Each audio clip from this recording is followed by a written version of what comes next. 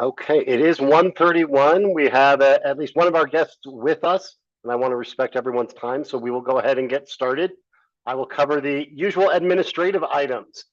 This is Barrick Abramson with Confluence. This is the July 31st meeting of the Housing Subcommittee of the HB 2096 Task Force, the Task Force on the Rights of Coloradans with Disabilities. A few administrative items in terms of our conduct. Number one, if there are members of the public who join, who may also be watching on YouTube, we do ask that you leave your cameras off during the committee's discussion, but welcome you to join for public comment at the end of today's call. If you would like to join for public comment, at that point, I'll have you drop a note in the chat to either Carrie Steele or myself, Barrick Abramson. On the note of the chat, we do ask our members and members of the public not to use the chat unless it is something urgent that you need to send a message directly to Carrie or me. But otherwise, engaging in conversation in that chat can get distracting for all members of the committee, and particularly so for anyone on the committee or our guests who are using screen readers or other technologies. Final note and ask, the first time members speak, I would ask that you introduce yourself by your full name, and any other time that you're speaking that you introduce yourself at least by your first name, so folks know who's talking. With that said, I will go ahead and dive us in. Today's conversation is really going to hold two parts. One, we have a guest, Hunter from the Kelsey, who's going to join us to talk a little bit about their work and particularly looking at the QAPs, which you should have received some additional information on QAPs from Carrie via some of the stuff that Chapa had put out. So we'll have a conversation with Hunter at the start of the call, be time for some Q&A with Hunter, and then we're going to go into a conversation on some of our ideas we want to generate. First, I'll ask if there's anything new that's come to mind on the data side that we covered last time. And then we'll go into the conversation about financing mechanisms and ways to make more financing available or more financing targeted for accessible and affordable housing. Before I bring Hunter in, do any members have any questions? I don't see any. We are joined by one of our executive committee members, Michael Stone. Mr. Stone, is there anything you'd like to offer in terms of words of encouragement, guidance, or thoughts before we start our conversation? Hello, everybody. Michael Stone speaking. No, absolutely not. Just want to just thank everybody, literally everyone, for all that you do. Your hard work is shining through, and on so many levels. Just really want to share gratitude and remind you that we're here for you, to support you, and want to thank you again and again. Thank you very much, Michael. Just one final reminder, we are on time, scheduled for a 2-hour meeting today. Given that, and my ask for you to come back from lunch and sit down at your chair for 2 hours, I will sneak in a 5 to 10 minute break about midway through. I guess one other item on both a good news and a bad news. One of our committee members, Anais, was elevated at her work, which is great news from her. Unfortunately, it means she is stepping aside from this committee. She just got that word and gave it promptly to us this week. So we're now going to be working with the Governor's Office of Boards and Commissions to see who can lean in and jump in. Hopefully someone who's at least up to speed with some of our work, but we will keep everybody updated and are certainly grateful for all the smart thinking and conversations with Anais over the last 7-8 months. With that, Hunter, I will hand it over to you, and thank you for joining us. Hi, everybody. I'm so grateful to be here to talk about qualified allocation plans again. I was actually hoping I could share my screen. I do have a deck that I prepared to kind of guide our conversation here today. But I'll introduce myself briefly. Should be good now, Hunter. Yeah, great. My name is Hunter. Like I said, I am the Kelsey's policy manager. And if you missed our meeting a couple of months ago, the Kelsey is both a housing developer and an advocacy and field building organization. So we develop what we call disability forward housing, which I will give a brief overview on that. Let me go ahead and share my screen 1 second. Apologies. There we go. All right. So I did put together a short forum for Colorado developers, disability advocates, disability service providers, And I wanted to give you all kind of the more truncated, brief version of that, because I know that this group is also a little bit more advanced on some of the topics that I discussed there. And I called it Leveraging Colorado's Qualified Allocation Plan to Increase Housing Options for People with Disabilities. Real quick, our agenda for my short segment of today's meeting is a real quick overview of what disability forward housing is, another quick overview of what the LIHTC program is, its significance, and then how qualified allocation plans are developed. We'll talk about Colorado's QAP in particular, which is the most important aspect of today's discussion. And then I'll also go over a couple of quick gold standards that we see in other states that I think that Colorado would really should implement, should kind of model after. And then we'll have some open discussion. So you can ask me some questions. We could also discuss, what kind of recommendations you all have for the qualified allocation plan, some things maybe that you think the QAP is doing good currently. So yeah, I'll dive right in on disability forward housing. So disability forward housing is three-pronged. It's affordable, it's accessible, and it is inclusive. And when we say affordable, we really mean that there's a mixed income community. So we're not segregating between, low income units and, market rate units. There's between 20 to 30% of the homes that are reserved for people who are extremely low income. And those are, according to the area median income. And accessible, at the Kelsey, we put a big emphasis on making sure that accessibility doesn't just mean the physical build environment, but also includes making the space and building accessible for people of all types of disabilities, and in particular, people with disabilities who need support in order to live in the community. So people who would normally live in an institution or a group home, but if we provide them the right supportive services and right resident services, they're able to live in the community. It also means, access to amenities in the community, really close options for transit, grocery stores, all of those things that really make the resident experience better.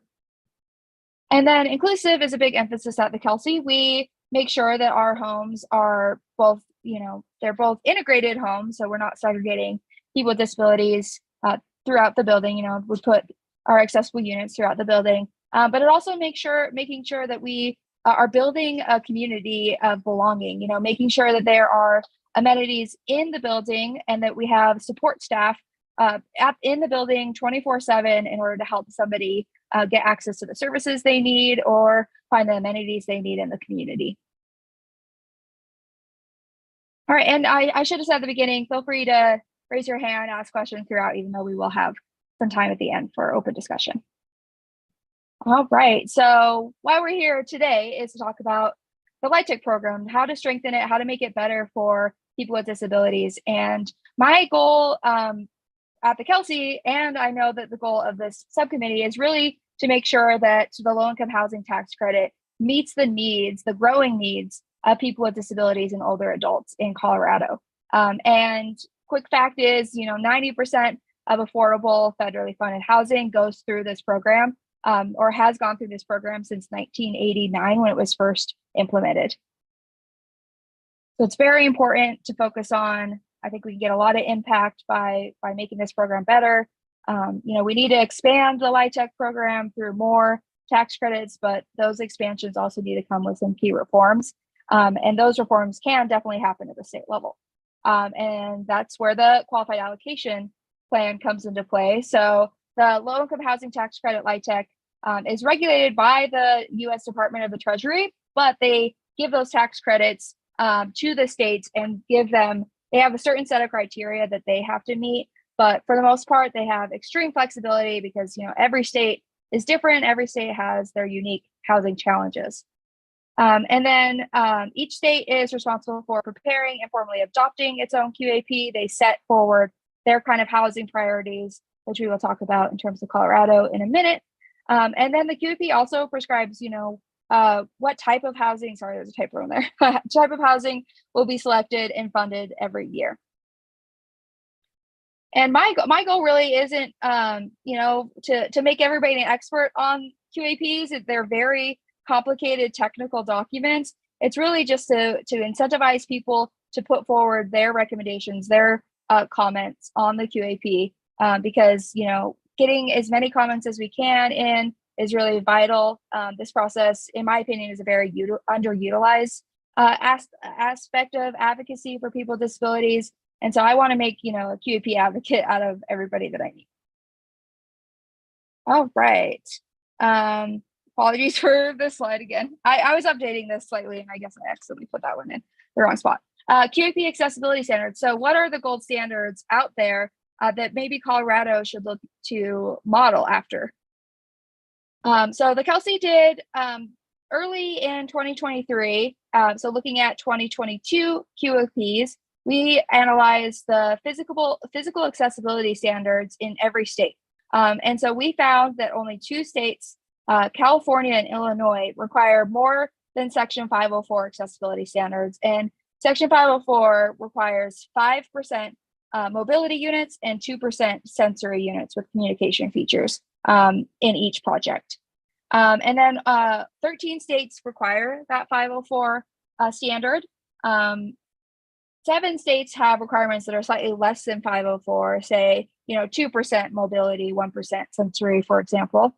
And then 9 states incentivize accessible units. So they don't put a requirement in there, but they'll give you an additional scoring criteria or additional points on your QAP in order to add accessible units in your building. And, you know, this process is highly competitive.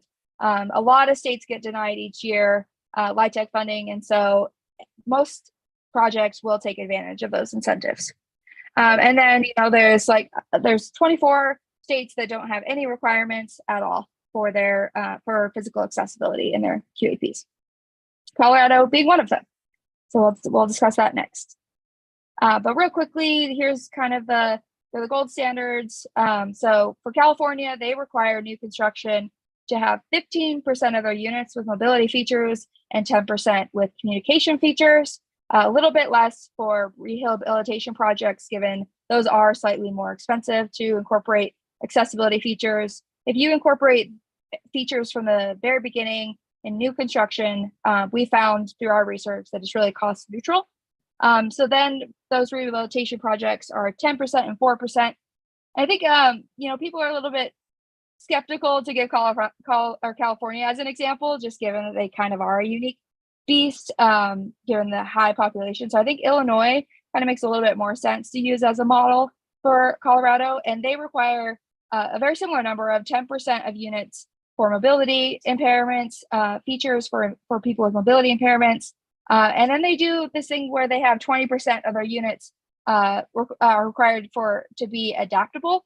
And adaptable really just means that any unit can quickly become an accessible unit, you know, with just like a screwdriver roll out underneath of countertops, so a wheelchair can fit under, you know, so just some minor changes will be able to make an adaptable unit into a fully accessible unit. And then 2% of the units for people with sensory impairments. I think Indiana also has a great standard for new construction. They require 6% of the total units to be accessible or adaptable. And they use the standard, the ICC standard type A or type B units for this. And that really, I've discussed this with multiple people, including the people at the US Access Board, and they really like the ICC standard. They also like the 2010 ADA building standards as well. Yeah, so let's talk about Colorado's QAP. So I wanted to give a quick overview of what is currently in the QAP. So this is the new draft that just got released that we are going to comment on by the end of August. And these are really the provisions that are just related to disability. I do think that Colorado is doing an excellent job in terms of affordability. You know, they really they incentivize projects to use a mixed income model. So that means having some units at 80% AMI so that they can have those deeper affordability units at 20% AMI. And so they are doing some great things around that.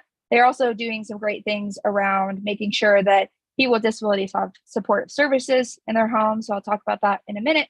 But real quick, I wanted to give you kind of an insight on what process the CHAFA goes through when they decide what projects to allocate funding to. Yeah, Kelsey was luckily able to actually sit down with them and some CHAFA members and talk to them about their process. And they told us that they use a qualitative approach to the QIP, which is really unique. Not very many states do this at all. And so projects have to meet a very minimum scoring criteria to even be considered to move further along in the process. But then after they meet that scoring criteria, they have an opportunity to put forward a narrative on the type of housing project they want to bring to the state. And then after that, they're able to actually sit down and do an interview process with CHAFA. And then CHAFA will then decide from there what type of projects they really want to fund. What projects do they think would benefit the state the most? It could be projects that do have more robust suburban services, or it could be projects that are in more rural areas of the state that don't have as many options for affordable housing. But I do think this process does allow for them to have a little bit more flexibility beyond just, you have to get the most amount of points possible. So, and then in terms of their housing priorities that they set forward, like I said earlier, every state has to set forward housing priorities that they will, certain populations or certain areas that they will target. And so the priorities in Colorado are persons experiencing homelessness, projects serving special populations, and special populations does include persons with a disability as defined by the ADA, also persons experiencing homelessness or in need of supportive housing, and then projects in non-metro counties with a population of 180,000 or fewer, so that focus on the more rural areas. And then a brand new provision that we're really excited about is they are deciding to incentivize projects that use universal design or provide accessible units, which total to at least 5% of the project's total units. And they also have some requirements around applicants making sure that they provide documentation to support that they're following through with this plan. But we'll go ahead and talk about that a little bit more in a little bit when we get into the Kelsey's recommendations.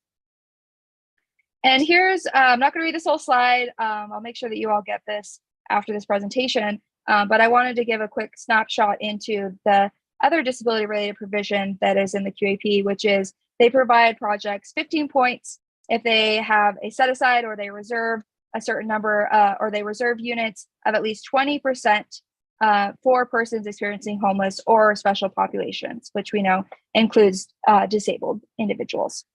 And applicants, the projects that decide to take advantage of this scoring criteria have to engage in a pretty robust process to ensure that those units are actually going to the individuals who need them the most. They need to have a narrative outlining a comprehensive service plan. They need to have a memorandum of understanding with certain service providers in the community. And they need to have resumes for those service providers. So they need to make sure that they're actually qualified to provide these services to the individuals in the building, along with some other great things. So I think that Colorado is really leading the way in terms of this. A lot of states do have a set aside or reserve a certain number of units for people with disabilities or special populations, but they don't necessarily have all these additional criteria to ensure that those units are going to the right folks. So I'll briefly go over just the top line recommendations that the Kelsey is putting forward. And I'll definitely say that these are still in draft form. So we are still seeking feedback from bodies like you all, experts in disability forward housing, experts in architecture, experts in who, maybe have already had LIHTC funded projects and really know the process really well. And of course, disability advocates. So these are definitely flexible, but we do think that as of right now, these are likely going to be the top line most important recommendations that we put forward to CHAFA at both their virtual hearing, and then we will be submitting written comments as well. So I can make sure that you all get a draft of our written comment letter so that you all can provide feedback and then also decide if any of that language is something you want to adopt into the comments that your organization submits as well. Kendra, Yeah. I'm sorry to interrupt. We do have one member of our executive committee who's on who uses a screen reader, which is not going to be able to pull out the screen share. So I'm wondering if you could read through these recommendations and make sure to describe some of the key elements. And if we could get you to share this with us after the fact, that would be great. Yes, absolutely. Thank you for Thanks. intervening and saying that. Yes, I will definitely make sure you all get the PowerPoint.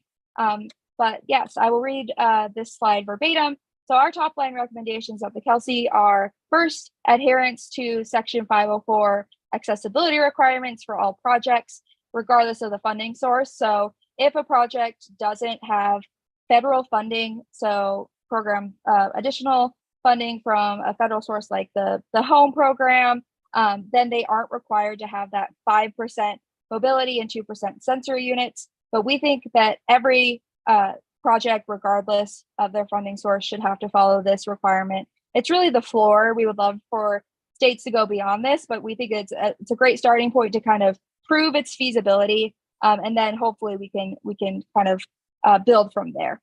And then the second recommendation is to replace this universal design incentive. They also use the term, accessible units, but they don't really define those accessible units or to give us a standard accessibility code for developers to follow. And so we think it would be great for, universal design, once again, is a great step in the right direction, but it doesn't necessarily provide all of the mobility and sensory components that individuals need to really live and thrive in their homes. And so we would love for them to replace this with a standard code, either the ANSI accessibility code, that 2010 ADA building code I recommended or I mentioned, or also, states like, or not states, but cities like the District of Columbia, San Jose, and San Antonio have adopted the Kelsey's design standards. We put together our own design standards, over 500 elements, and they add incentives based on those standards. So not to be self-serving, but if they would also recommend or at least encourage developers to use our design standards, we do think that they would go beyond that just accessibility component and really integrate more cross-disability access. But yes, I would love to hear feedback either now or during our open discussion about how individuals feel about this new universal design incentive. And then the third one I have on the list is prioritize projects that build units beyond minimum accessibility requirements. So right now, the QAP doesn't have a minimum accessibility requirement, but if they were to add one, we think it would be even better to incentivize, give more scoring criteria beyond that, our recommendation of the 5% and 2%. Like we said, that is definitely, the floor, the minimum that we are recommending, but projects should certainly go beyond that because we know that 20% of Colorado's population are people with disabilities, and disabled folks are more likely to be low income. So the supply is just not there. We need incentives and requirements both to be able to really meet the need and the demand. And then the two more, add scoring criteria for projects to provide robust resident services. And so not just that reserving 25% or the set aside of 25%, but going beyond what that requires. So not just supportive services, but resident services to really make the building more like a community. At the Kelsey, we have what we call our inclusion concierge, who puts on community events, like we have inclusion hours. And so, just things like that, or like people in the building to sort through mail or to pick up individuals' trash who have a difficult time, doing things like that other residents, or people who just have children and need a little extra hand, throughout the building. So that would be something that we definitely would put in our top line recommendations. And then lastly, disabled people who need supportive services should be a distinct housing priority. So in that list of the three housing priorities that are listed at the top in Colorado's QAP, we think not just including disabled people, but disabled people who rely on home and community-based services or Medicaid waivers, just really to make sure that people who would otherwise likely end up in institutional settings and group homes are able to find housing that meets their need, whether they need supportive services for just 2 hours a week or 24 hours a day. So I'm wrapping up here.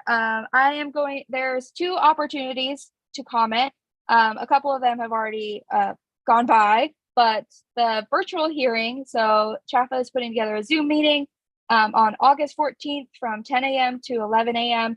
And the Kelsey is going to put together some talking points for people to use in that meeting to make it a little bit easier for you all to engage in the process. And so we will make sure to send those out sometime next week. I want to make sure people have enough time to review them.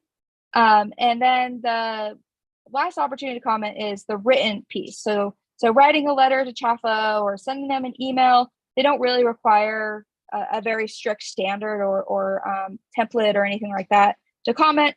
So any comments, no matter how small, they would love to receive them. And those are due Friday, August 30th, I believe at the end of the day.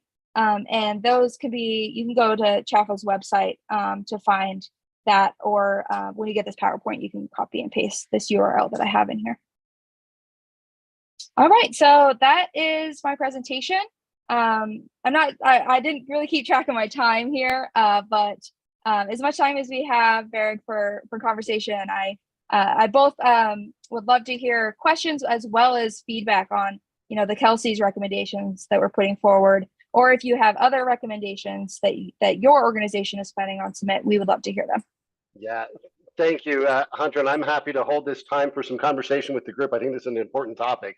If you want to go ahead and stop that screen share and we can all see each other. Yes. One just fine point I want to emphasize to the group that I was reminded of. CHAFA proposes the QAP requirements, but it's actually the governor who will ultimately sign off on those, which does mean in that this working group, this task force's recommendations will go to the governor. There's the opportunity to influence there as well. So just one more place we have. But with that, let me open it up to members, either questions for Hunter or just reactions to what you saw. Shelly, jump in first, please. Yeah. Is it okay to pull back up the recommendations, Eric? I can certainly ask Hunter to do that, yes. Great. And I have a couple of questions for you, Hunter. On recommendation 1, what I'm curious to know is what is the additional cost to developers when we look at implementing some of those? I don't think there was, I know you have here regardless of funding sources. So I'm just curious of what is that additional cost? And you can talk about that in 1 and 2 for a developer to all of a sudden meet these requirements. Do we have an idea of the impact? Yeah, and I'm sorry, Hunter, if I could just, when you do these, if I could get you to read the rec that people are referring to, both for our members now and for anybody else who's listening to the stream later. I appreciate it. Thank you. Yeah, absolutely. So the question is in regards to our recommendation that states adherence to Section 504 accessibility requirements for all projects, regardless of their funding source. And the 504 requirement is the 5% mobility units and 2% sensory units. And the Kelsey is done some preliminary research on this. So our buildings, both we have only 2 right now, and 1 in San Jose and 1 in San Francisco. And those both go way beyond this accessibility requirement. We have about 25% of our units are set up with accessibility features, and we actually have found to be around 2% below the average cost of the area in terms of our buildings. But like I said, California is kind of a unique situation. So we've also looked at states that require this incentive. So we looked at Texas and Georgia, and those are also kind of on par with each other. So those are, they have very similar requirements, and I can send out to the exact language of the research that we've done on this. We definitely are looking to do more research. We have a couple of different groups that we meet with, our Inclusive Houser Network, who we're asking to do a little bit more research on this because it's a great question. It's something that we definitely want to kind of debunk the myth around.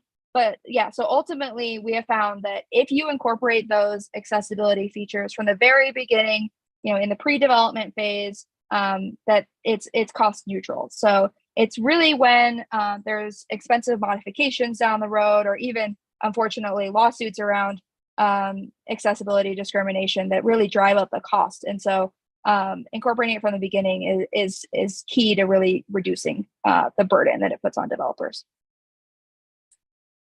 Thank you, Hunter.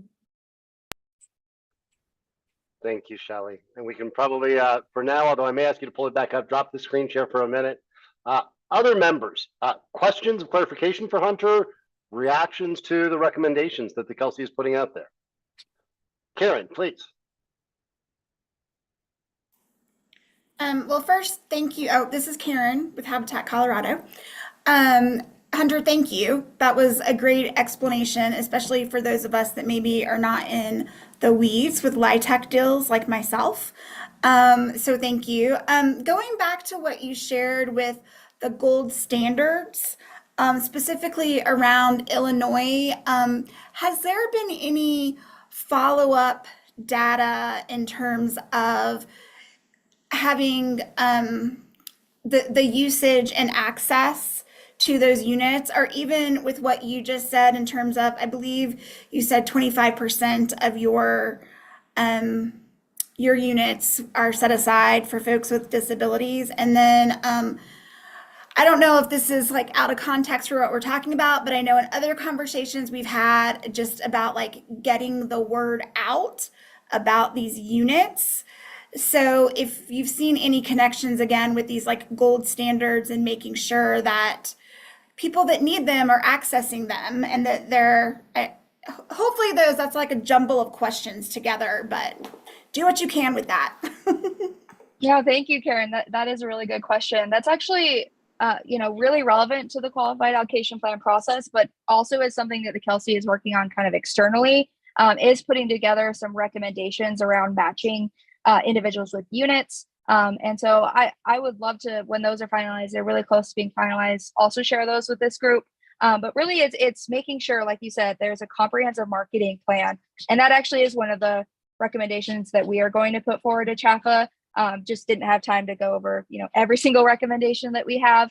But it's also making sure that, that developers have ample time to market those units. So I think it's typically around 30 days to market the units. We would love for that to be extended to 60, but without making that putting that burden on the developer. So we think that CHAFA could put together a bucket of funding, a small funding source to really help developers keep those units vacant for a little bit longer. And then they also need developers need to have partnerships with local independent living centers, other kind of service providers in the area that really know on the ground who needs these units. And so it's kind of a multi-pronged approach that certainly the QAP could help us move towards. So don't have a ton of, detailed recommendations around this, but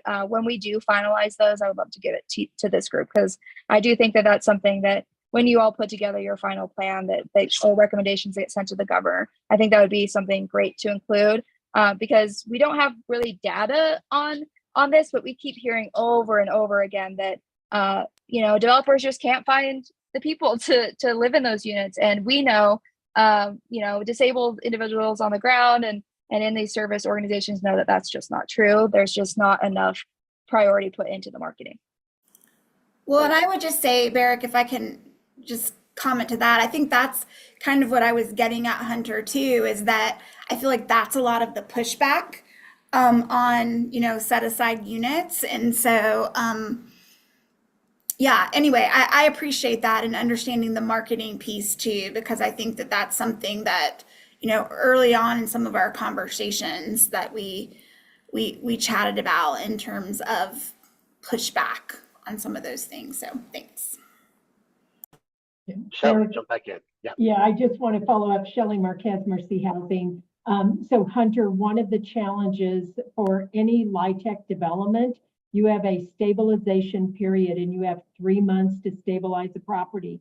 So the longer those units go vacant, then you don't get into compliance, and it creates a whole other, I just want to point this out to the group because it creates a whole other set of risk for a developer to not be in compliance and meet certain timelines with the LIHTC development. And so we just need to be mindful of that. Like, I'm not disagreeing that they shouldn't be set aside, but by doing that, there's going to have a ripple effect of what the compliance looks like for a low-income housing tax credit development. So I just wanted to put that out there. Like, there has to be changes with the stabilization aspect of it then.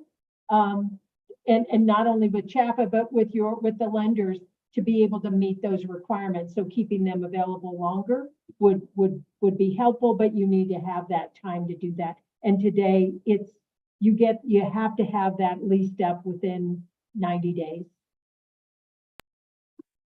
And Sally, you appreciate probably you know bringing that that. context to the group. I think it's important. Paul. Hi, Paul Brady, Gunn Civic Architects. I guess I just wanted to mention that based on a prior presentation of this proposal, I sent Hunter and her team some comments. I don't know if it's something I should share in summary, but Yeah, please do. okay, I'll try to summarize real quick. But like on the gold standards page, I mentioned New Jersey, for instance. They don't recognize a type B unit. They recognize only type A.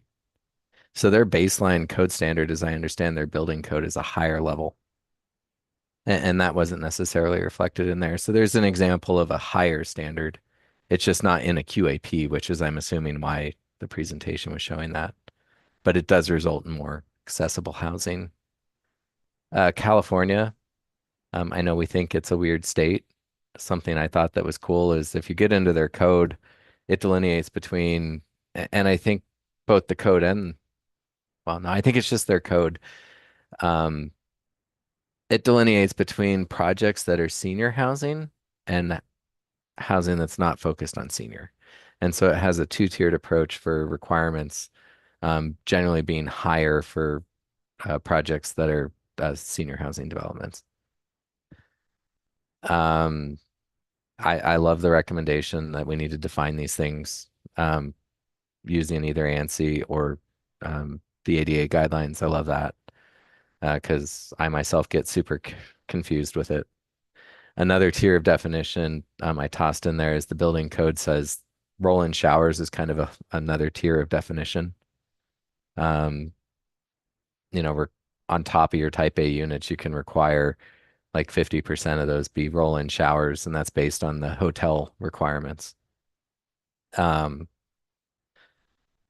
was this one?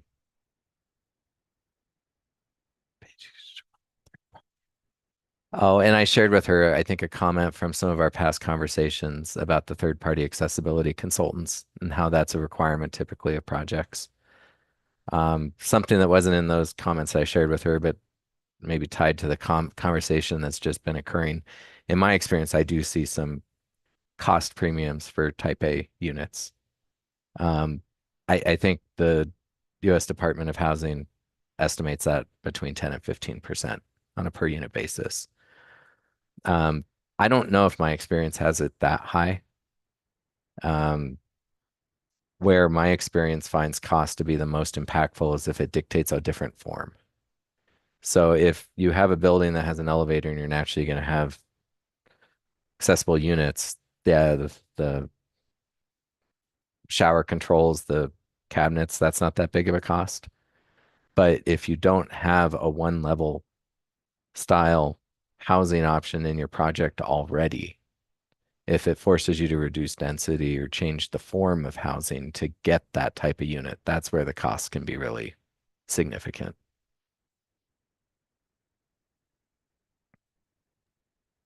Thank you. Thanks, Paul. Other members that haven't, Hunter, did you want to react? Sorry, there was a lot of background noise. I'm at my mom's house and she is watching a dog. But yes, I want to say, Paul, thank you so much. You definitely will see a lot of your recommendations reflected in our written comments. So those were incredibly helpful. Love hearing from architects. Like, you all know firsthand the most, really what it takes to get these projects built. Thanks, Hunter. We've got probably 3 or 4 more minutes with Hunter, and then I am going to move us on. Do other members have anything that you saw that you'd like to ask Hunter about, or just things that you saw that you think do fit with where we're looking to go in increasing the inventory?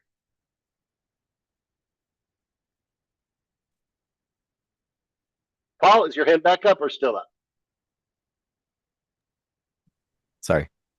No, all good. Zoom's just flashing in my face here. Brian, jump in, please. Sure. Hi, Hunter. Thanks for this presentation. Really helpful. I think one of my questions is just kind of about beyond the QAP process with CHAFA, do you all see any other like advocacy efforts that might be related to this? I'm just thinking in the past, there's been some rumblings of trying to legislate the QAP, which would be a completely different animal. You know, there's, and just sort of thinking ahead, like, would that be something that the Kelsey would be thinking about if, say, like these recommendations don't come through in the QAP? Are there other advocacy avenues that you all are thinking about?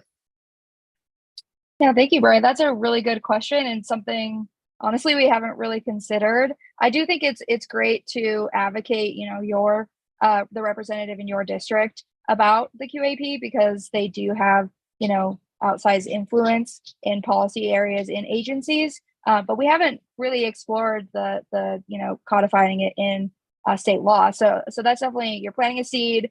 I'll definitely reach out to you if that's something that we consider moving towards. The Kelsey also is still working on, you know, a federal level. We're trying to get a basis boost added to the next version of the American Housing Credit Improvement Act, so that it, you know, that like 10 to 15% additional cost that does happen or does fall on some developments, you know, doesn't really matter as much if we can get some more housing credits to those projects. So yeah, the federal level is really all we've looked at, and then the state agency level. But love that there's other options out there. So yeah, thank you for mentioning that. Thank you, Brian. Thank you, Hunter. With that, I'm going to pivot us to continue our conversation as a group. Hunter, thank you very much for the work that you all do, and thank you for joining us. Carrie and I will follow up with you to get a copy of that deck, and we'll make sure we get an accessible plain text version circulated to everyone as well. We may follow up with you with more questions, but appreciate you being here with us today. Absolutely. Thank you so much. Thank you all for all the work that you're doing. And my email will also be included in that follow-up. So if people have additional questions or want to hop on a quick phone call with me, I'm definitely a resource to you all, because I would love to mobilize you all to submit comments. So thank you so much. Thanks, Hunter. Take care. Let me just set some expectations of where I'd like to go in light of that conversation. The bulk of our time today is going to be spent talking about financing mechanisms. And I'm going to push you to be really creative with all of the levers we have at our disposal in terms of recommendations, from legislation to regulations to best practices in the private and nonprofit sector. But because we just spent 30, 40 minutes talking about the QAPs, it would seem to make the most sense to have a conversation there and start there anyway for the next 10, 15 minutes and see if there's anything that in our prior conversations about QAPs, in your professional experience or personal with them, or what we were just talking about with Hunter, are there ideas that come to mind for you that we may want to include as a way to expand and increase the inventory of accessible, affordable housing and to incent or drive more units to come online?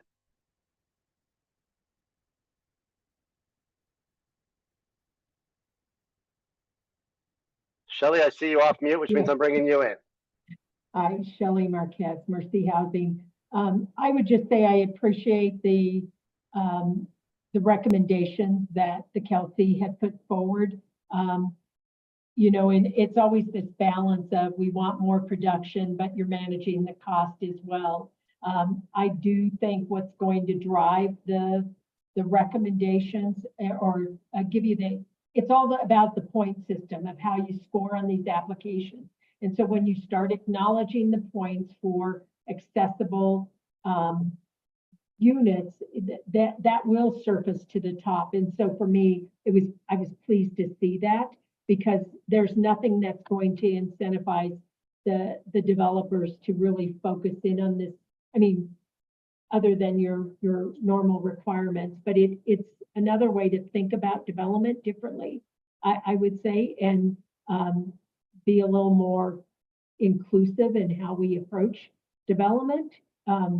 So that's what I would say. I'm also still mindful, and what's top of mind for me is, how does this play out, like from start to finish? And, you've got all these units and, you're developing the units, but do you have the infrastructure with city, inspections, and, how are you managing it on the back end? That's what continues to come to mind, because it's that really can bog down the process. So Shelley, let me keep you in this conversation, and I'll ask this of you and then invite everyone. If we're looking to socialize some ideas with stakeholders,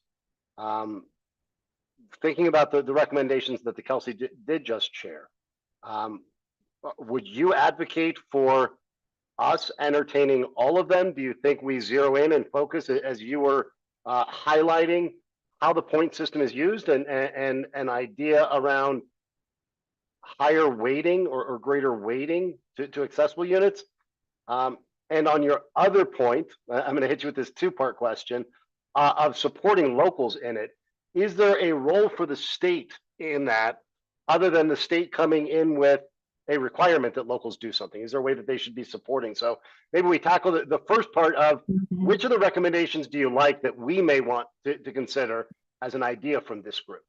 So I like the recommendation of the point system. I like the recommendation of resident services, and I'm being biased because that's an area we focused in on. But what we're seeing in the application process now, you have a lot of, you have nonprofits and for-profits coming into this space, and they have a specialty or an expertise.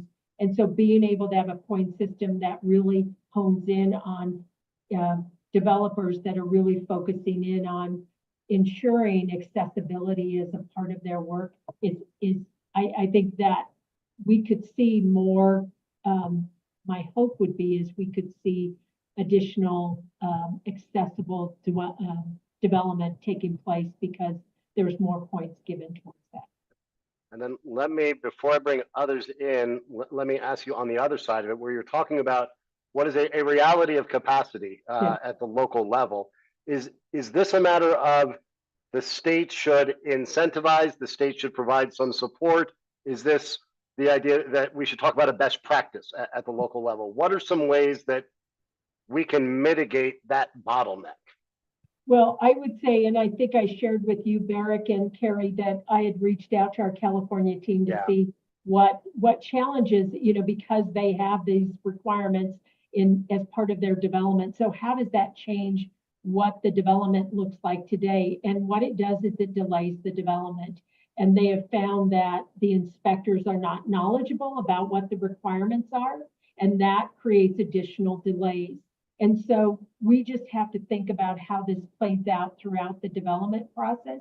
And so whether that's ensuring that local jurisdictions have, I think we've talked about it on other calls, is there someone that is a SME, a subject matter expert on accessibility or, affordable housing? There has to be someone that could bring that expertise. I know that's not the case for some of our rural communities, to be able to bring in a body that just focuses in on that. I think we talked about, is that a role the state could play then? Yeah, and I'm going to bring Rochelle in, but I'll leave it open for some discussion in a few minutes of whether the role may be the state providing, whether some type of training for some of those inspectors, or a best practice that they have that SME in there. Would welcome thoughts. Rochelle, what are you thinking about? Thank you, Barrett. Rochelle Mitchell, Connections for Independent Living in the Association for Colorado Centers for Independent Living. We just executed, by we, I mean the 9 centers for independent living, executed our state contract, and our statement of work is numbered Exhibit A, and on page 6 of that exhibit, We did include, and we worked on this for about 6 months with our designated state entity. And there's a section within there that says that the designated state entity, which for us is the Colorado Department of Labor and Employment, shall regard grantees as subject matter experts and active partners in diversity, equity, accessibility, and inclusion initiatives for the CDLE and all Colorado state agencies. So that is written in our contract with purpose in order to be, and all of the 9 centers for independent living have it as their top initiative to provide assistance in accessibility, diversity, and equity in housing. That's also in the state plan that was just signed by the 9 centers for independent living and is backed for the State Independent Living Council. So I'm hoping in some way that can provide some language and guidance to provide that. And that does cover the entire state of Colorado. We do cover all counties within the state of Colorado between those 9 centers. Rochelle, 2 questions. One, and I don't want to ask for copies of all of your contracts, but if there's a chance you'd be willing to share at least that language, I think that could be interesting. And I want to clarify, was that something that the centers as a group sought to add, or was that something that CDLE put in for you? Was that their request? The center spent about 7 months working on this document in conjunction with the Office of Independent Living and our state designated entity. So it was done in conjunction. It was the recommendation of the 9 centers to put that in there. And then it was our designated state entity that supports us in those efforts. But we were kind of really narrowed and pigeonholed into only being that responsive added value person for our designated state entity. And we wanted to make sure it expanded, even though we were helping things like the emergency management planning, the digital equity programs. Like we had our fingers in many areas of different sectors of the state, but we wanted to put this in there so that in cases like this, we could just refer back to it and say, you know, these are the centers that have the expertise to do this. Let me open this up to the group, and it may seem a little odd. I'm spending a little more time on this issue of subject matter experts after asking for ideas around QAPs. It seemed to me from what I was hearing from all of you that the implementation of the QAPs and that local ability is a significant factor to any ideas, whether we're adding points somewhere or something else. Rochelle or others, do you see a role for the state in recruiting, attracting, and engaging more subject matter experts along the lines of what your centers did? Or Shelley, can you think of ways that the state, through their partnerships, could bring more of that capacity to the local level to make sure things are happening as intended?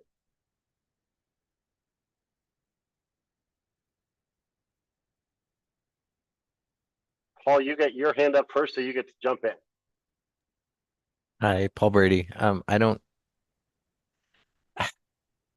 think this is pertinent, but the Denver Regional Council of Governments, DRCOG, you know, they have their area agency on aging. And so that might be a cross synergy there. Maybe there's some opportunities to partner with the different cogs as well. Let me pull up a little bit back up to the QAPs as a whole. We've talked about subject matter experts and some of the bottlenecks in local inspector, just expertise and knowledge. Shelley has presented it, and it was supported, by the conversation we had about how the points are weighted to incent behavior. Anybody else have other thoughts on what we might want to consider as a possible recommendation right now as an idea, leveraging the QAPs? Paul, you're back in. This is intentional. So Paul Brady again. Projects that we submit that receive HUD mortgage financing, so the 221D4 program, after they go through the HUD office, we send it off to a third-party subject matter expert. And it's just part of that process.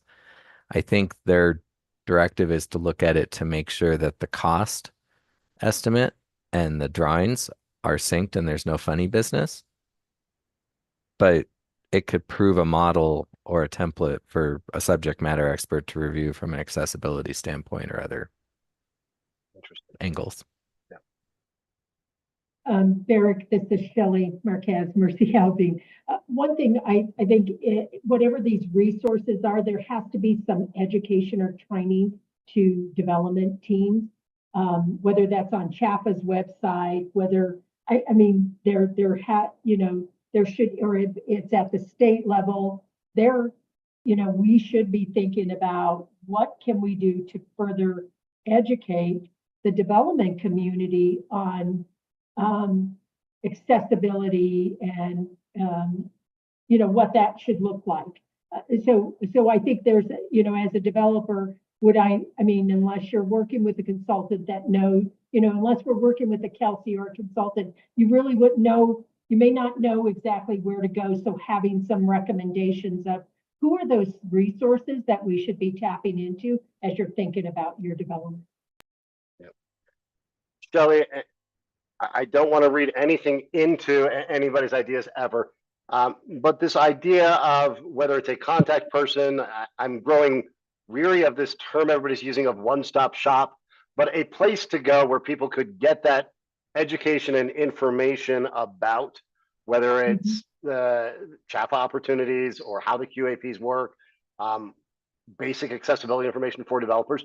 Do you think that's something that the state directly should be doing through whether it's the new Disabilities Office, CDU, or the Division of Housing, or should the state be bringing in and supporting third parties to provide some of this training and expertise? Do you have an opinion, or is it all of the above?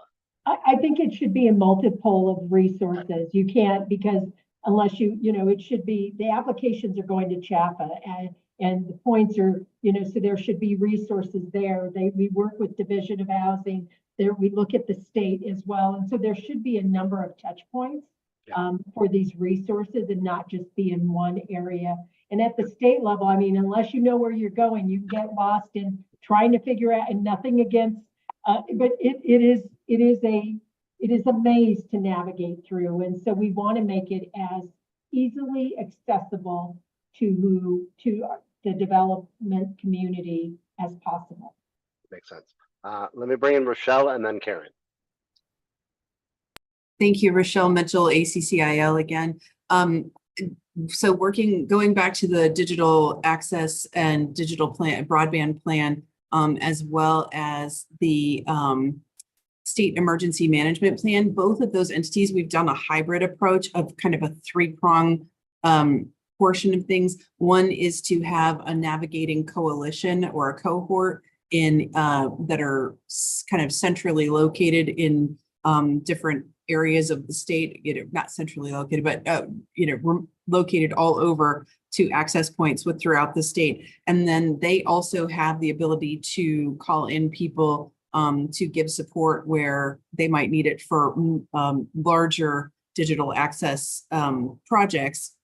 And then we're putting together a resource packet that will be on the Colorado Digital Access website. So if you're a library services, you could pull up an access packet that gives lots of different types of information. That's all being done with a digital access community that is giving advice and subject matter experts that are giving advice on how to do that. And then they are hooking up with independent living centers and some of other digital access experts to make sure that people have a three-pronged approach. So there's that state centralized access, there's online packets of resources that can be done, as well as navigators that are local that can be contacted and brought through. So I think that's working really well in early planning stages on that. The only hiccup that we've had so far, we worked with the AmeriCorps program on the digital access point, and they're having a bit of a problem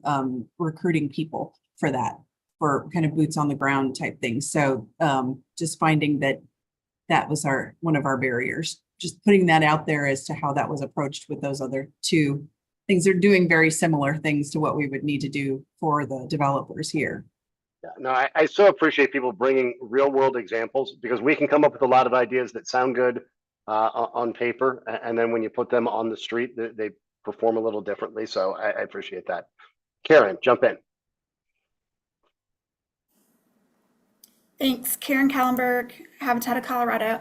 I just was going to go back to a couple comments before that I think got us down this path with the QAP and what was our recommendations around it. I think we started with Shelley in talking about making it,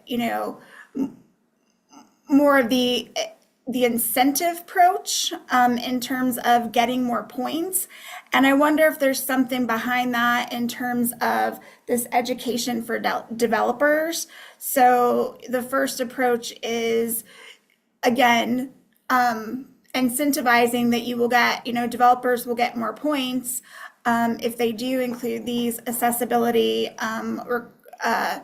options, and then later on phasing something in that maybe is a little more mandated, but that allows for kind of that education and that motivation for folks to get that education and understanding. And it also gives time for like the inspector delays, like for them to get caught up before you make things a potential requirement if this group wanted to do that. That's just a thought going back to that and a way to kind of phase in some recommendations, starting with first as incentives or point getters. I like that. We'll call it the point getter system. I'm not seeing anybody jumping in right now, so here's what I'm going to do. I lied. Paul, you are in. Going to the question of, I guess, the state's role. I think it's the Middle Income Housing Authority. That's a state authority. I think that's an example of where maybe the state has, I don't know, the recommendations that go for the QAP, they can similarly go to that authority as well. It's still providing housing. And maybe there's an opportunity to do a different type of suggestions there. One I'll toss out is we're trying to figure out condos and some of that. Maybe because the main program that that authority has is the power to bond through the local jurisdictions or through that authority. Maybe there's some level of government immunity or a prescribed right to cure. You take some of the suggested condo construction defect litigation proposals that have been out there and maybe use that there to promote the development of more for sale accessible housing. You have opened a potential door to a lot more conversations. Here's what I'm going to do. I promised everyone, since I'm making you sit still for 2 hours after lunch, I'd sneak in a break. It's 2:34. Let's come back at 2:40. I'm going to ask everyone to come back ready to get creative. And we'll talk about things like MIHA, which is a recently created entity. I think it only goes back to legislation in 2022. And is there opportunity to either leverage that entity or to even explore getting out of the box and really bold and an authority targeting the community that we were talking about, both on rental and on purchase. So with that, I will see everyone back on camera at 2:40, and let's get creative and aspirational then.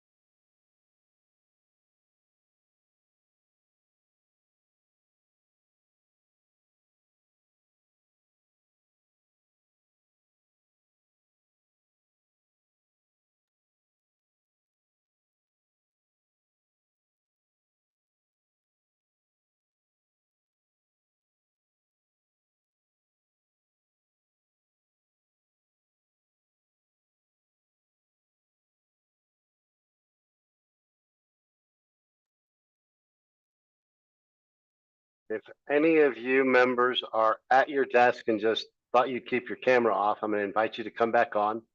It's 2:40. As soon as I see the majority of members, we will dive back into the conversation.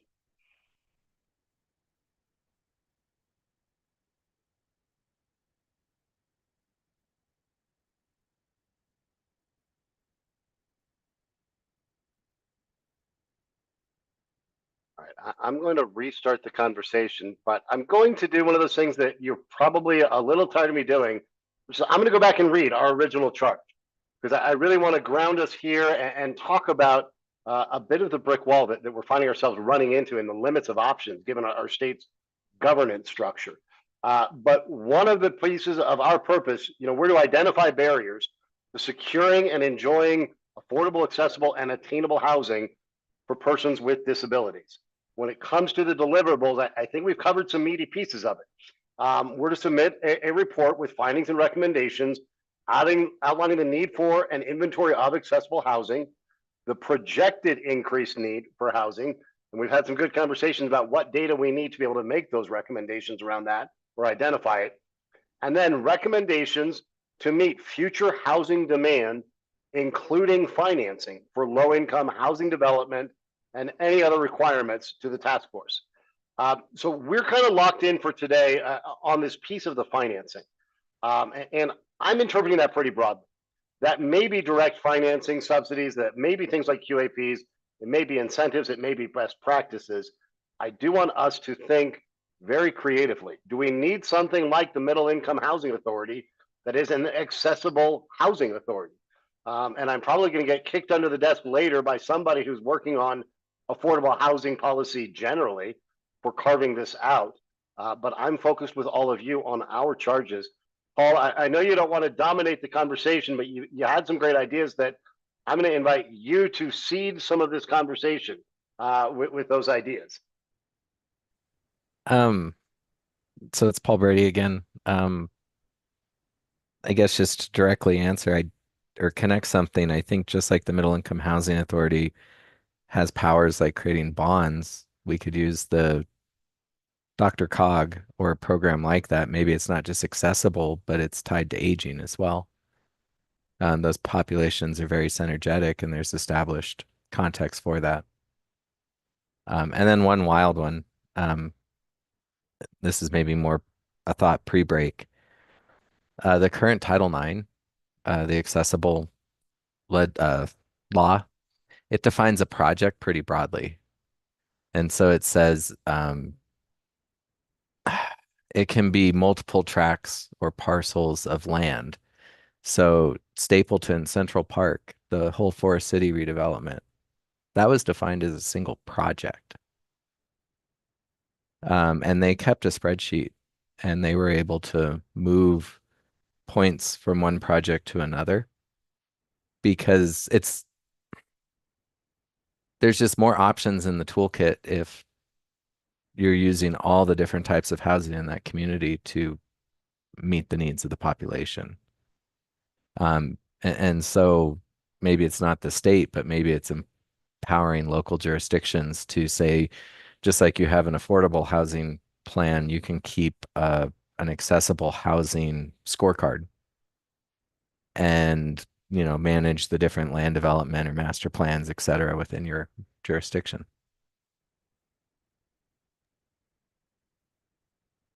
Thanks, Paul. This is the kind of creative thinking I'm excited about. Who else has ideas? And I'm going to keep us in this somewhat narrow topic of financing to get more units online here in Colorado. But I'll invite you to think as creatively as possible, whether that is a housing authority focused on this, whether that is a fund, a pool of funds available to incentivize this. We've talked about the QAP. Are there other things we can encourage local governments to do? Karen, what's on your mind?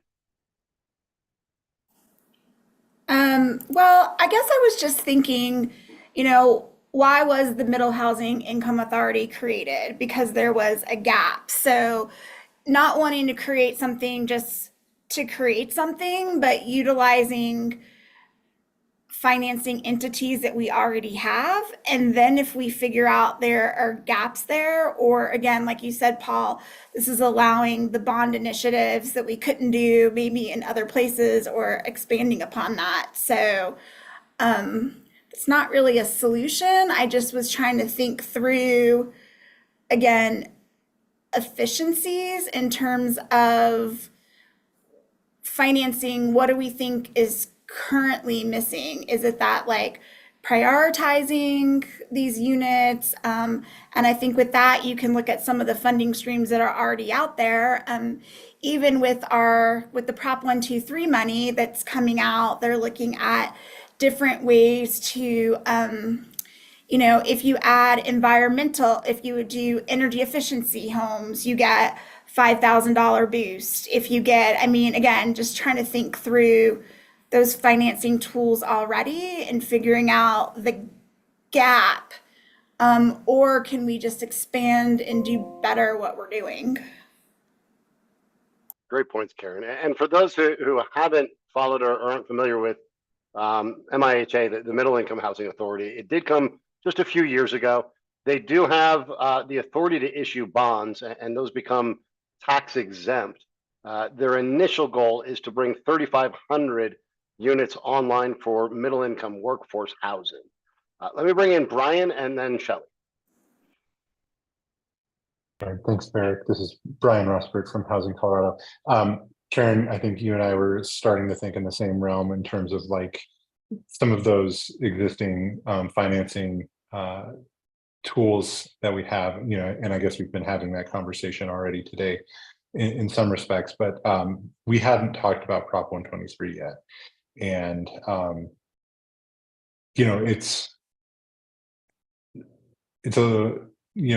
there's some trickiness there just given the complexity. I've been traveling around the state with CHAFA and Division of Housing for the last couple of weeks, and every time we talk about Prop 123, there's more to it than I even understood from the very outset. But those bonuses that Division of Housing is talking about, really aimed at like the homelessness resolution and home ownership opportunities, because that's kind of their realm. That's an interesting space to think about. Like, are there some bonuses that could be offered to help meet that gap, right? Like we've talked a little bit about the gap in construction costs. Like we haven't talked about that in terms of like gap funding that comes from the state already and tapping into some of those resources that are already existing. So that could be something that finds its way into a recommendation that, moving forward, either by direction of the governor to his executive branch, which I think he has the power to make that sort of direction, or by power of legislation. There's an opportunity there. I think I don't want to like poo-poo any ideas either.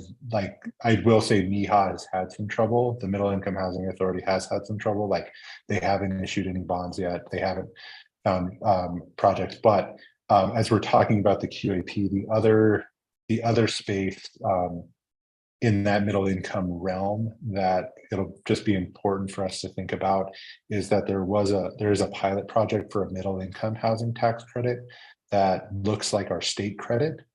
That will probably have like a QAP process as well. So as we're talking about the QAP, we should just kind of always keep an eye on the MyTech, which is brand new from this last session. Probably won't start having tax credits go out the door until like late 2025 or 2026. But that's just something for us that occurred to me as we were talking about the QAP that we'll want to think about, but that's middle income, and realize that we're not only talking about low income individuals in this conversation. Thanks, Brian. And I appreciate all the members' reminders that there's lessons to be learned, whether it's MIHA's uphill on getting those first bonds issued, or the need to, whether there really is a need to create new entities or if we can leverage some that exist. Shelley, your thoughts? Yeah. So Shelley Marquez, Mercy Housing. I would say, when I think about your question of, do we, what should there be additional requirements for the Middle Income Housing Authority? And when we look at some of the resources that are available, the Prop 123, there's a carve out for the Middle Income Housing Authority. There's also, they're also tapping into private activity bonds. If the goal of this committee is to look at how do we create additional accessible development, then we need to look at all of the sources that are whether it's MIHA or it's LIHTC, we should be looking at how can all organizations that or development partners that are creating housing, how does this apply to them, whether you're LIHTC or Middle Income Housing Authority, because accessibility is not just for low income, but there's a need for middle income. And so, I just wanted to be mindful, and I think that me personally, I do believe that we have to look at if there are new requirements. To Brian's point, there is a new tax credit that will be available for Middle Income Housing Authority that has a separate QAP. That the same thing we're making recommendations for the QAP for CHAPA, it should go for the middle income as well. Just Appreciate that that out there. Yeah, no, I appreciate that. And Paul, I know your hand was up. I'm going to get to you in just 1 second. I want to try to turn these into ideas that we may want to socialize. Understand there's probably refinement to do, but Shelley, I'm curious based on your thoughts. Is it an idea, and I'm not trying to put words in anyone's mouth, I'm trying to pull threads between that may be ideas. Is there an opportunity to examine all of our housing programs and identify opportunities to leverage them and put specific elements within them to focus on accessible housing? Do we want to direct the legislature when they're introducing new programs that they should include in their considerations how this will affect accessible housing? What are some of the ideas we may want to put forward to, as you're saying, look at what we've got and can we use it? Yeah, so I like the idea. I think anything that's new and being created, with Prop 123, we should have been, how is accessibility being addressed? Whether you're for sale, single family, multifamily, middle income, whatever that may look like, if we're just pigeonholing and saying we're only looking at low income, I think we miss opportunities of really serving a broader segment of folks that need accessibility. Paul, you had your hand up a minute ago.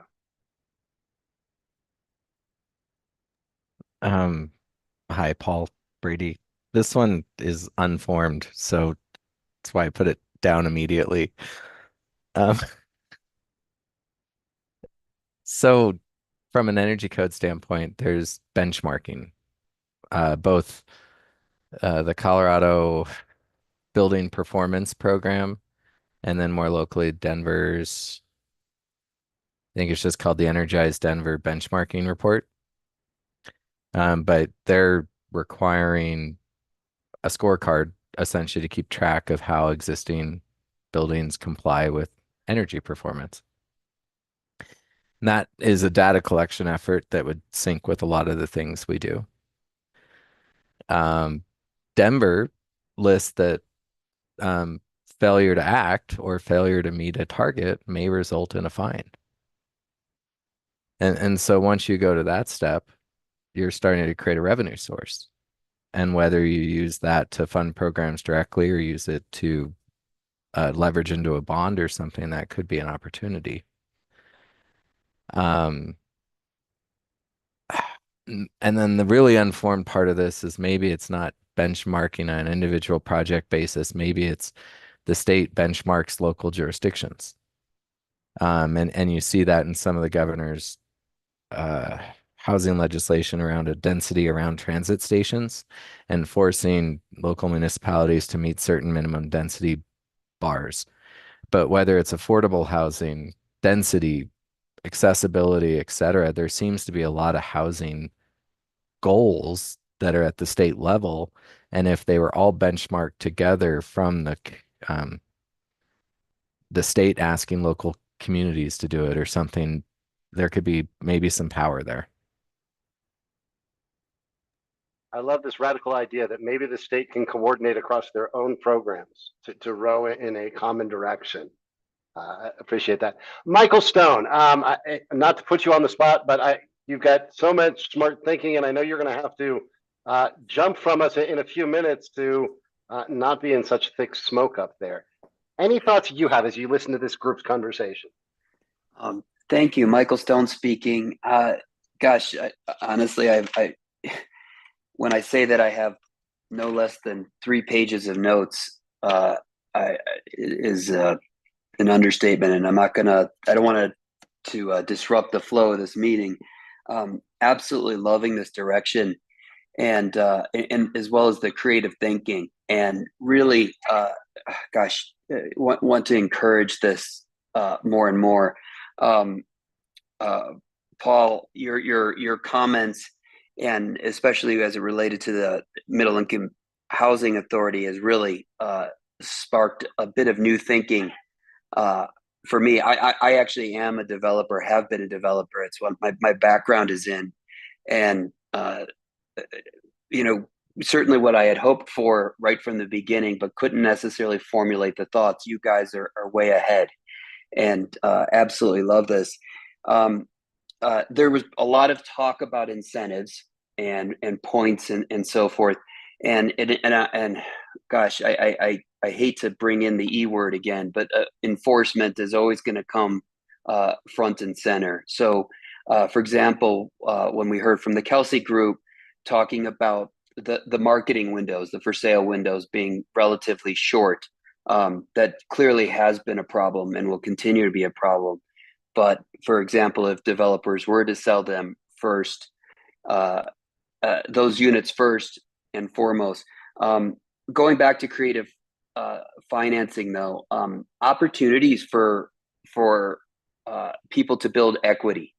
Paul, with your comment about for sale, I think is absolutely fantastic. And I think, for the rest of us, thinking of specifically in the terms of the benefits from having those units sold are hugely exponential. And I think that in itself could help with some of the creative financing. For example, what happens if for homeowners, for example. I don't want to again disrupt the flow, and hopefully that may be a conversation that we can have later. But there are clearly inherent benefits from people being able to own their own homes that go beyond just tax credits, but perhaps just the contribution to society in general. Anyways, want to thank you so much, guys. Thank you very much, Michael. Let me go to the whole group, and I'm going to be transparent. We have 30 minutes left. We may use 10 minutes. We may use 30. I'm really going to leave this to you guys. I would love to pull up a little bit. I think I have been trying to push us. What are ideas for specific incentives? What are ideas for specific funding vehicles or mechanisms? There may be, as I'm listening to you guys, frankly, a need to really look at a lot of our existing programs, see how we align, see how we leverage, see how we ensure that accessible housing, to several people's points, is affordable and workforce housing. We're talking about all of it.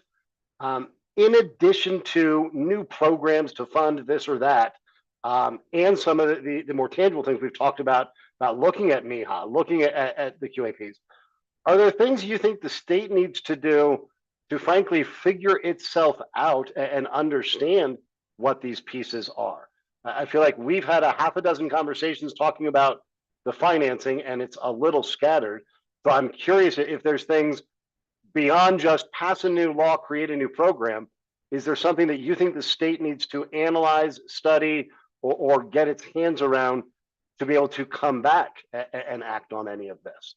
And that's not me saying that it does need to happen. I just want to put, when we're talking about ideas, they don't need to always be a new law, a new regulation, or a new spending mechanism. It can be thoughts about reassessing or reconfiguring processes within the state. Karen.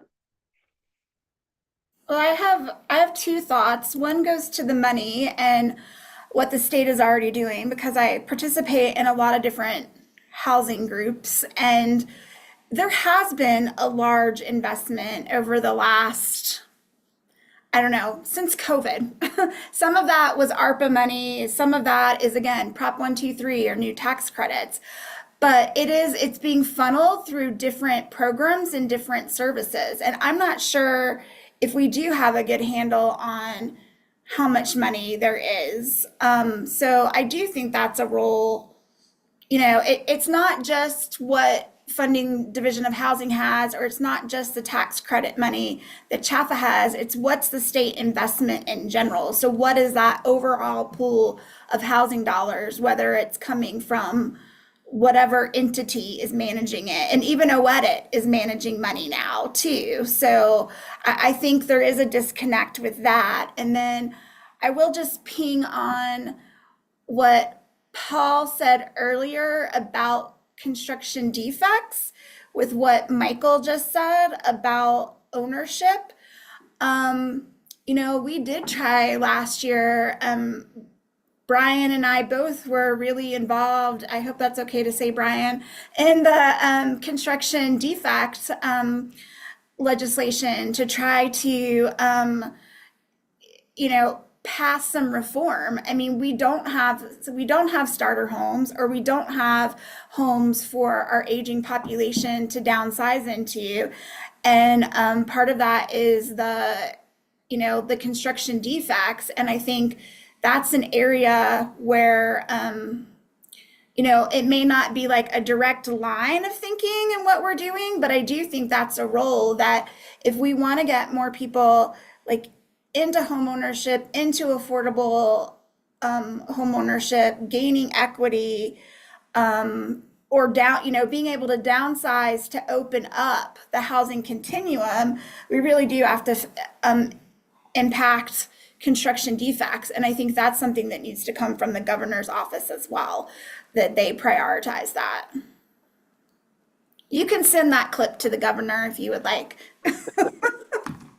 It's being recorded and streamed, so I'll just send him the quick link to it.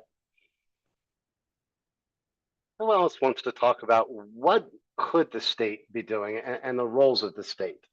And I'm reminded, I'm sure our friends at DOLA, between the Division of Local Government, the Division of Housing, if we could get them a little more staffing, I know there's work that they would like to do.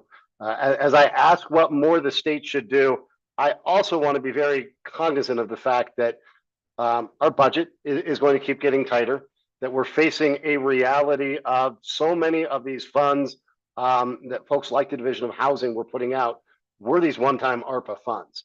And there's a continued need from a stream of funds that does not continue. So I think we need to both be aspirational and creative. Paul, jump in here. I know this is kind of counter to a lot of what I've said, but there was an article in the New York Times, I think 2 or 3 weeks ago, and it was why aren't there more elevators in America? And it was highlighting the difference in regulations to put an elevator in in Poland versus America. And between our codes, our size requirements, backup power, etc., it just layers a whole lot of cost onto elevators, and accordingly, we just try to avoid them.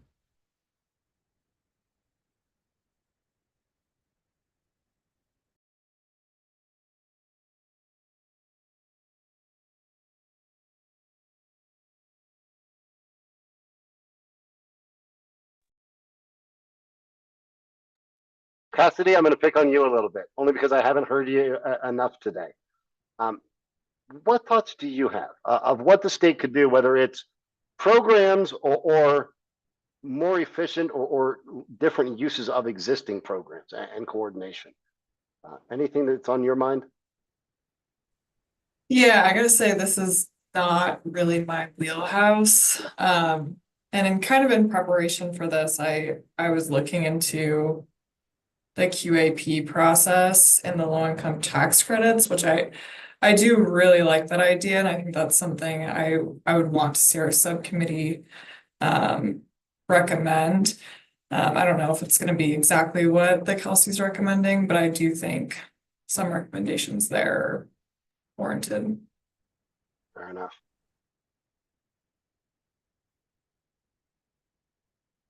I'm not one to force a conversation, and you guys have already been so generous with your time. I also don't want to cut it short. We've got 25 minutes. We have not seen anyone interested in public comment. I'm certainly happy to give some time back. I will go around and just make sure that I get the chance to hear from everyone. Rochelle, you first. Yes, I'm going to kick it off. I was just going to say, given we've had a really great focus, and I appreciate the focus on the building side of things and incentivizing that. We do, and I know this has been brought up already, so I just want to reiterate, we do really see in the process, and we just recently had 33 housing choice vouchers given to us kind of unexpectedly by DOH. So we were very quickly doing housing up and we're trying to lease up those vouchers. Again, holding those units, anything that's accessible, and hearing, constantly that there's this battle between them having to, what's the terminology? Having to have those requirements for having those filled by the funding source. It goes against the fact that there may be 10 or 15 units that are accessible, but they're not available to the residents or the consumers that need them. And so I know that that's something that it's really hard, but if there's another incentive that can be given, or if there's some kind of grace period or on that stabilization requirement, I don't know if there's something else that we could possibly recommend. And I don't know if we can go against anything with LIHTC. So I think those two things are kind of counterintuitive to each other, but I just feel that still there has to be some sort of extra incentive to hold units or to provide units or to advertise units to consumers who are in need of those types of units. And Rochelle, I think you hit on a few things, from the advertising the units to can we hold those back for a little bit longer? And I believe Shelley mentioned 90 days on getting those filled, and I'll let Shelley correct me if I'm wrong, but I don't know the question on what can we do within LIHTC, and can that be altered to give any more time, or can any of our other programs may have to get some legal advice on some of that, play with some language and bring it back to you. But I think it's an important point to be raised. Cassidy, I won't pick on you since I just already did. I'm going to continue going around the room, and I'll go to Karen and then Brian. Karen, any just closing thoughts or additional ahas or what about as you've listened to the conversation? Well, I did like what you were saying in terms of the stabilization and finding out legally what we can do with that.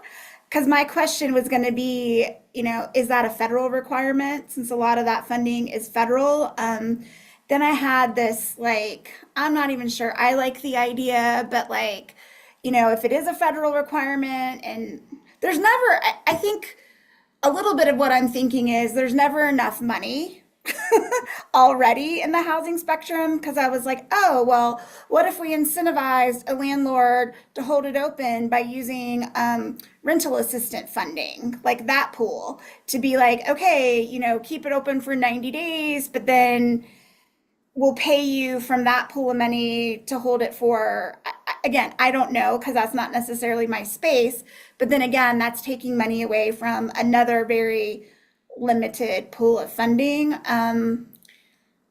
Yeah, I mean, I'm still intrigued because just in general, I would like to know all of the state funding that is available. I'll just say that again. Um, and where it's going and what it can be used for, because I, I do think it's going to be, I mean, maybe there's again low hanging fruit of how do we incentivize the funding that's already there, knowing that there may not be additional funding for a few years. So maybe there's a goal for future investment, but the low hanging fruit is how do we incentivize or prioritize development of some of these units with existing money? But if we don't know all of those different places and who manages it, it's hard to kind of maybe incentivize that. And then there are some requirements. I mean, when we apply for Division of Housing money, they're asking about accessible units. So, I mean, I even thought about DOH does a housing report on how many units are being developed, rental units, homelessness, homeownership.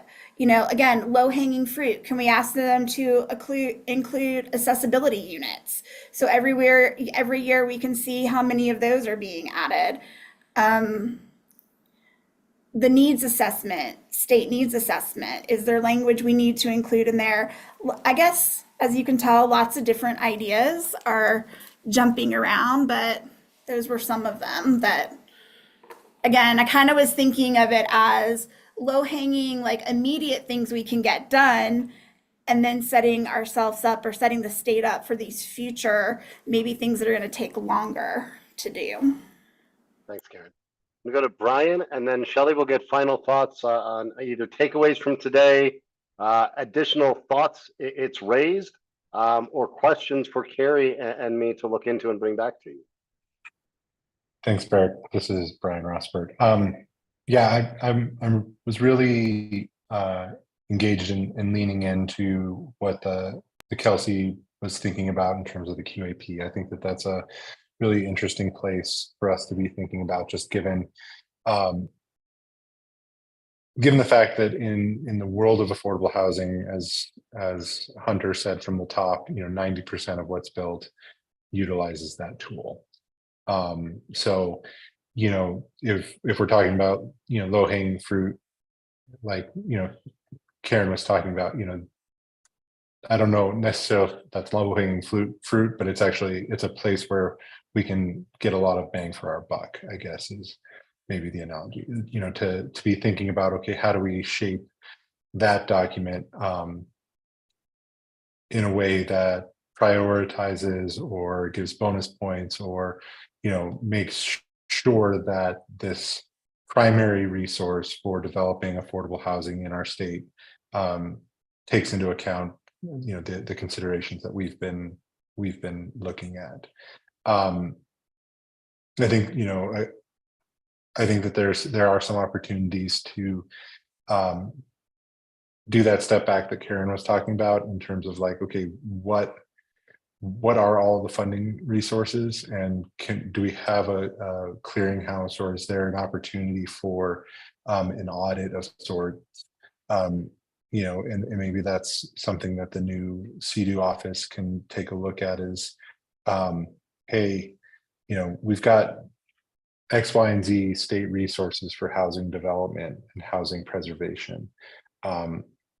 This is how accessibility is considered in each of these, and even thinking, one thing we haven't talked about is, and here's everybody say hi to Riley. We haven't really talked about preservation. We've been talking a lot about production, but what preservation strategies, whether it's the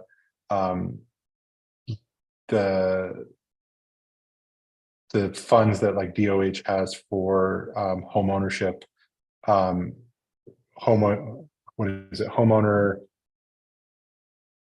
it's a remodel program to basically keep folks housed. Is that an opportunity to prioritize projects that think about accessibility and kind of the long-term needs that households might have, even before there is a disability present? like anticipating those needs as well. So I think, you know, there's a lot that we can be doing. I'm really interested in reading through the Kelsey's written recommendations. I really want to dig into those, not only for purposes of this work, but also kind of my 9 to 5 at Housing Colorado. Just, you know, how can we get behind some of that too? Shelley, I'm going to get you the last words for smart thoughts or questions or wonderings that are coming out of today's conversation. Yeah, thank you, Barrett. And Barrick, I apologize. I had to. I'm not on camera. Shelley Marquez, Mercy Housing. I am have to get to somewhere, so I apologize. But first of all, just say thank you to you and Carrie for putting together a really robust agenda and having this discussion. I was really intrigued on it. It's the work I do each and every day when we think about development, and so I believe what the Kelsey had put forth around recommendations on the QAP is a good step for this committee to look at that. I too, like Brian, would like to read their written report to further understand what additional recommendations they provided. I like the conversation and feel like we need to, as we think about any requirements that are being made, how do we educate developers? I think there's two pieces, and we talked about this, the marketing communication, but there should be some education, not only for developers, but then also the end users. And it sounds like there are a number of resources already in play to provide to users that have accessibility needs.